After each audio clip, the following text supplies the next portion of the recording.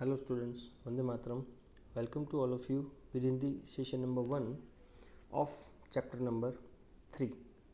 जो चैप्टर का नाम है human reproduction belongs with in the unit number 1 reproduction.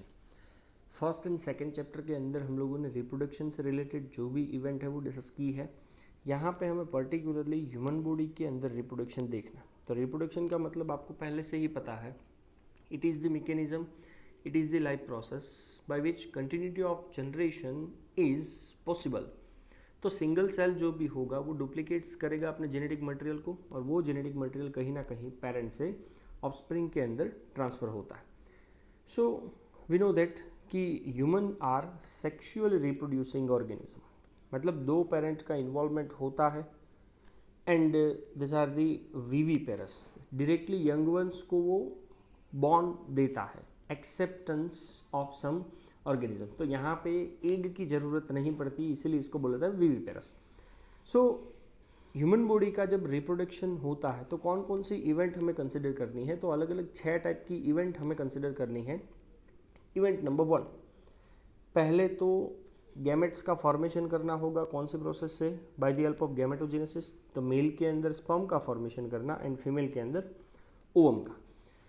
Now process number 2, sperm को ट्रांसफ़र किया जाता है in the female genital tract, मतलब है इनसेमिनेशन. तो इनसेमिनेशन का मतलब है स्पर्म का ट्रांसफ़र होना फीमेल जेनिटल ट्रैक्ट के अंदर. इवेंट नंबर 3, थर्ड इवेंट का नाम है मेल और फीमेल गैमेट्स के बीच में फ्यूज़न करना, मतलब फर्टिलाइजेशन नाम का प्रोसेस, जिसकी वजह से क्या बनेगा? Zygote. Okay. Event number 4, followed by the formation and development of blastocyst. Listen, blastocyst का मतलब है जाइगोट के बाद जब भी एम्ब्रियो का फॉर्मेशन होता है तो वो एम्ब्रियो के फॉर्मेशन का एक पर्टिकुलर स्टेज है जिसको बोलता है ब्लास्टोसिस्ट. एंड वो ब्लास्टोसिस्ट का particular attachment to the uterine wall. तो यूटेराइन वॉल के अंदर ब्लास्टोसिस्ट का अटैचमेंट होना. स्टेप नंबर 5, देन आफ्टर वो एम्ब्रियो का डेवलपमेंट होना, मतलब गेस्टेशन. एंड लास्ट में आफ्टर द डेवलपमेंट बेबी की बॉडी से डिलीवरी होना. This is the parturition. तो ह्यूमन बॉडी के अंदर ये 6 अलग अलग कॉमन स्टेजेस हैं. एंड ये जितनी भी रिप्रोडक्टिव इवेंट है this all are occur after the puberty. Puberty का मतलब है टीनेज पीरियड. 12 to 13 ईयर्स के बाद ही ये सभी प्रोसेस परफॉर्म हो पाती हैं.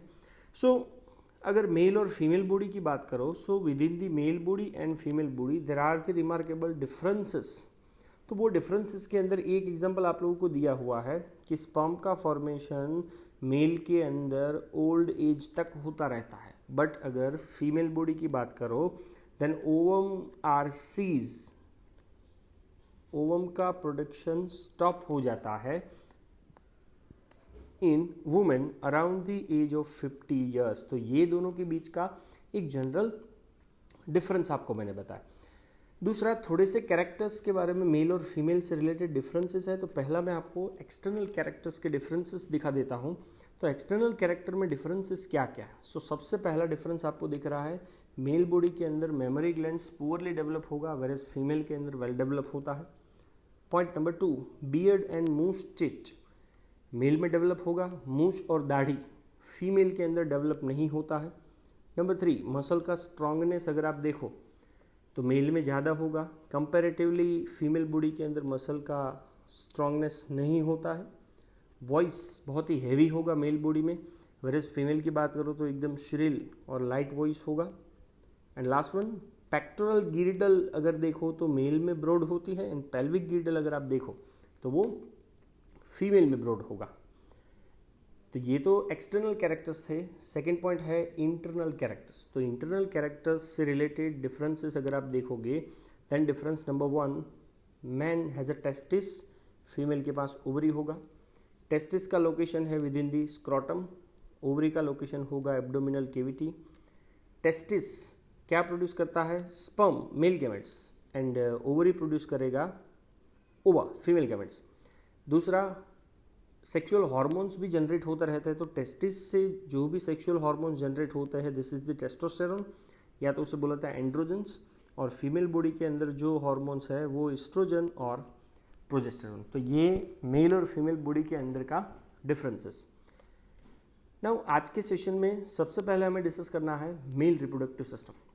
तो मेल रिप्रोडक्टिव सिस्टम का एक्चुअल में लोकेशन कहाँ पे है, तो हम लोग बोल सकते हैं they are located within the pelvis region. Pelvis region मतलब आप नाम दे सकते हो लोअर एब्डोमिनल पोर्शन। कौन कौन से ऑर्गन इंक्लूड होंगे, 1 पेयर ऑफ टेस्टिस, उसके साथ नंबर ऑफ एसेसरी डक्ट आएगी, वो डक्ट के नाम भी हम लोग आगे डिस्कस करेंगे। उसके साथ होगी accessory gland and external genitalia, मतलब number of organ they are located at the outside और outside surface of the body. Body की सरफेस पे जो भी ऑर्गन्स होते हैं उसे एक्सटर्नल जेनिटिलिया के नाम से कंसिडर किया जाता है। नाउ सबसे पहले बात कर लेते हैं टेस्टिस। तो टेस्टिस का location, so testis are situated outside the abdominal cavity. Abdominal cavity के बाहर एक bag, pouch, sac like structures के अंदर वो लोकेटेड होते हैं जिसका नाम है स्क्रोटम।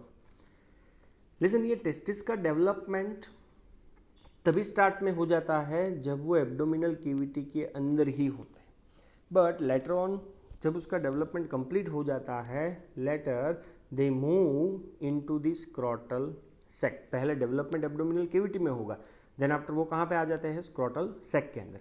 अब स्क्रोटम का मेन फंक्शंस क्या है, तो स्क्रोटम का एक फंक्शंस तो चलो आप लोगों को मैं बता सकता हूँ कि provide protection to the testis. एक तो प्रोटेक्शन प्रोवाइड करता है, second helps in maintaining the low temperature of testis. Listen, body का जितना टेम्परेचर होगा उससे टेम्परेचर हमें थोड़ा सा कम चाहिए। कितना चाहिए, 2.5 degree Celsius lower than that normal internal body temperature. क्योंकि ये टेम्परेचर किसके लिए इंपॉर्टेंट होता है, फॉर दिस स्पर्मेटोजेनेसिस, मतलब अगर स्पर्म का फॉर्मेशन करना हो तो ये टेम्परेचर की बहुत ही ज़रूरत पड़ती है। तो ये टेम्परेचर प्रोवाइड करने का काम करता है स्क्रोटम या तो स्क्रोटल सैक। ना मेजरमेंट की बात अगर करो तो कोई भी एडल्ट बॉडी के अंदर टेस्टिस का शेप ओवल शेप होगा, एग शेप होगा। लेंथ अगर देखो तो 4 to 5 centimetre and with breadth 2 to 3 centimetre.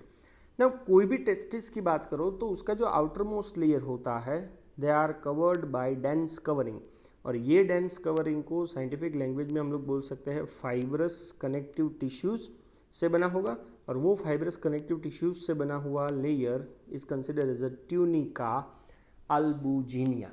तो ये ट्यूनिका अल्बुजिनिया क्या करता है, टेस्टिस के अंदर बहुत ही डीपली मूव होता रहता, और डीपली मूव होने के बाद हर एक टेस्टिस के अंदर वो कहीं ना कहीं 250 से भी ज़्यादा कंपार्टमेंट डिवाइड कर देता है, सेपरेशन कर देता है। सो 250 से भी ज़्यादा जो भी कंपोनेंट है, कंपार्टमेंट है, is consider as a testicular lobules. Lobules का मतलब ही होता है डिवीज़न। सो टेस्टिस के अंदर 250 से भी ज़्यादा डिवीज़न दिखते रहते हैं। अब आपको जो ये डायग्राम दिख रहा है मेल रिप्रोडक्टिव सिस्टम का, ये पूरा का पूरा डायग्राम है। ये डायग्राम मेल रिप्रोडक्टिव सिस्टम का लेटरल व्यू, आपको सामने से वो डायग्राम कैसा दिखेगा। तो ये मैंने आपको बताया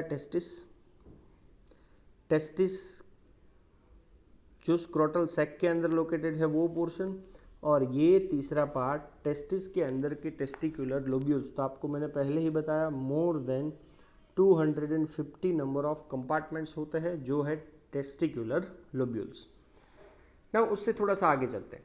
तो अब हर एक लोब्यूल्स के पास क्या अवेलेबल होता है, so each and every lobule consist 1 to 3 एकदम हाईली कोइल्ड। कोइल्ड का मतलब है इस तरह से बहुत ही ज़्यादा कोइलिंग पोर्शन में एक ट्यूब्स होती है, जो ट्यूब्स का नाम है सेमिनिफेरस ट्यूब्यूल्स। तो एक लोब है, चलो समझ लो, जिसके पास मिनिमम 1 और मैक्सिमम 3 सेमिनिफेरस ट्यूब्यूल्स होती है।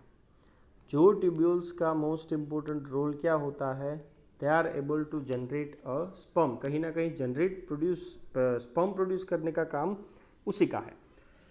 नाउ सेमिनिफेरस ट्यूब्यूल्स के पास ऐसा तो कौन सा रॉ मटेरियल है, so is line on it's inside, उसकी इनर साइड पे दो टाइप के सेल्स होते हैं, जिसमें फर्स्ट सेल का नाम है मेल जर्म सेल, जो मेल जर्म सेल स्पर्मेटोगोनिया के नाम से जाना जाता है, और we can say that it act as a raw material